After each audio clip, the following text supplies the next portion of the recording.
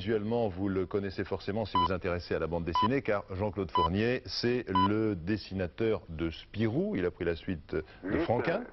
Et puis vous avez quitté les éditions Dupuis, et maintenant vous volez de vos propres ailes chez un autre éditeur, qui sont les éditions Fleurus, où vous venez de sortir, de publier Le Fils de Fa Dièse. Voilà. Alors on va demander à la régie de bien vouloir nous envoyer les images que nous avons faites à l'intérieur de cet album. Alors ça, c'est vraiment le genre d'album qu'on peut mettre entre toutes les mains. Ah oui, absolument, il n'y a pas d'âge. Il n'y a pas d'âge. Enfin, on prétend que c'est la bande dessinée enfantine, mais je pense que des adultes aussi peuvent y trouver leur plaisir. Quand vous écrivez, puisque vous êtes à la fois scénariste et dessinateur, une bande dessinée pour les enfants, est-ce que vous faites un schéma auparavant ou est-ce que vous partez au hasard dans l'aventure?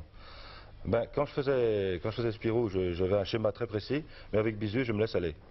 C'est-à-dire j'ai un schéma, j'ai un très vague schéma, je sais en gros comment ça va se terminer, mais disons que les dessins, au fur et à mesure, m'inspirent des idées. Un petit personnage qui naît au coin d'une forêt va me faire penser, tiens, par l'ombre portée qu'il a sur le sol, par exemple, va faire penser à un nouvel objet que je vais faire intervenir et qui aura un rôle. Et, bon, et l'histoire avance comme ça, d'une case à l'autre. Alors cette bande dessinée est assez poétique, elle est même très poétique, elle est très agréable à parcourir. Est-ce que vous êtes un peu poète au fond de vous-même? J'en sais rien. C'est très bucolique. Oui, c'est très bucolique. Vous aimez la nature, vous aimez les animaux, vous aimez les insectes, les abeilles? Non, les insectes, j'aime pas tellement. Les guêpes? Non, mais oui, c'est vrai, je ne sais pas si je suis un poète. On dit que c'est la bande dessinée poétique, oui. Mais moi, je ne sais pas si je suis un poète. Dans cette bande dessinée, est-ce que vous mettez des personnages que vous rencontrez réellement dans la vie? Pas pour pouvoir parler, non, mais enfin, tous les personnages que je crée sont quand même une sorte de synthèse de personnages que je connais, de situations que j'ai rencontrées, mais aussi de personnages, c'est certain. Mais là, il n'y a pas de personnages réels tels qu'ils sont dans la vie. Est-ce que vous êtes toujours à l'affût dans votre vie de gags, d'éléments qui vous permettent de dire, tiens, je vais mettre ça, ça fera une bonne chute au bas d'une page de BD? Oh oui.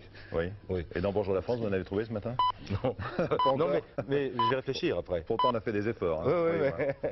Je vois les choses, mais ça mûrit doucement après. Le Fils de Fa Dièse, pourquoi Fa Dièse? C'était une astuce comme ça pour faire un bon titre? Oh, j'ai eu un prof de musique qu'on appelait Fa Dièse autrefois. C'est un petit peu en souvenir de lui. C'était un bon prof? Oui, j'ai un bon souvenir de lui. Enfin, il se faisait beaucoup chahuter, on rigolait beaucoup, c'était... C'était comme dans Bonjour la France, alors. Voilà. Vous allez continuer chez les éditions Fleurus, c'est toujours avec Bisu? Oui. Je fais un album, je fais la suite de celui-ci en ce moment, qui s'appelle Le Grand Désordre. Et puis ça va suivre, enfin j'ai l'intention d'en faire 2 par an. Alors un mot quand même sur Spirou, vous avez eu une lourde tâche, celle de succéder à Franquin. Ça s'est passé comment? Ça a été très difficile techniquement, parce que j'étais un dessinateur qui débutait et je prenais la succession d'un des plus grands dessinateurs du monde. Et techniquement, c'était très dur.